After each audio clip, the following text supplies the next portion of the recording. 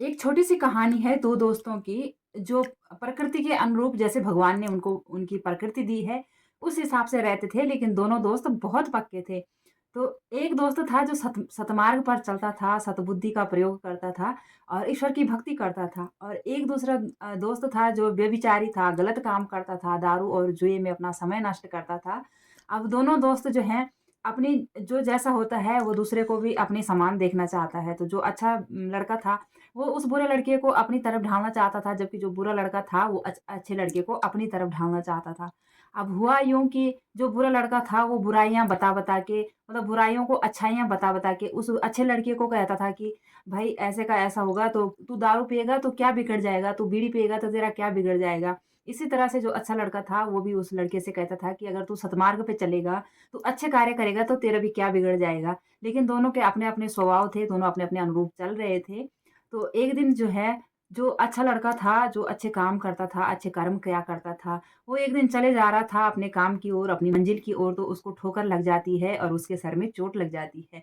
फिर उसी दिन जो दूसरा लड़का था, जो व्यभिचारी लड़का था, वो भी अपनी राह पर अपनी मंजिल की ओर जा रहा था, तो उस लड़के को जो है ना रास्ते में एक सोने की ईंट मिल जाती है और जब दोनों घर वापस आते हैं, तो दोनों एक-दूसरे को देखते हैं, तो उनका जो मानना था, वो जो भगवान के प्रति उस अच्छे लड़के का जो भगवान के प्रति उसका अ, आसरा था, जो भगवान के प्रति उसका विश्वास था, वो टूट जाता है। वो कहता है कि मैंने अपने जीवन में हमेशा अच्छे काम करे हैं, अच्छे कर्म करे हैं और मेरी चोट लग गई। ये जो दूसरा वाला लड़का है, ये हमेशा बेविचारी रहा है, गलत रास्ते पर चलने वाला रहा है और इसको देखिए सोने की ईंट मिल गई। तो अब उसका जो है ना भगवान के प्रति उसका विश्वास हट गया। तो वो जो है ना भगवान जी को बहुत मानता था और उसके एक गुरु भी थे। वो अपने गुरु के पास गया और उसने अपने गुरुजी से कहा कि गुरुजी, मैं तो हमेशा सतमार्ग पे चलता हूँ और देखिए आज मेरी चोट लग गई। वहीं जो मेरा दोस्त है वो हमेशा गलत कार्य करता है और गलत कार्य करते-करते जो है उसको फिर भी देखिए सोना-चाँदी मिल चुका है, तो ऐसा कैसे हो गया?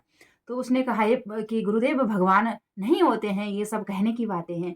तो उसके गुरु ने उसको समझाया कि बेटा देखो, हमारे जो कर्म होते हैं, हमारा जो कर्म होता है उसी से हमारा हमारा व्यवहार बनता है, उससे हमारा आचरण जो हमारा आचरण होता है उसी से हमारे कर्म बनते हैं।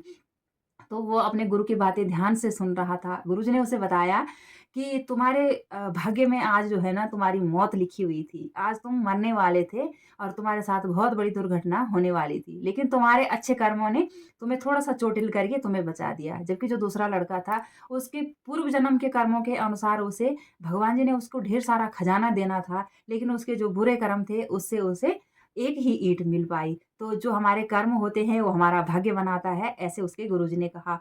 तो तब जाके उस लड़के के समझ में आया कि गुरुजी बिल्कुल सही बातें बता रहे हैं। हमारा जो कार्य होता है, हमारा जो कर्म होता है वही हमारा भाग्य बनाता है। तो हमें भगवान जी से बिल्कुल भी विश्वास नहीं खोना चाहिए। ईश्वर हमेशा हमारे अच्छे के बारे में ही सोचते हैं।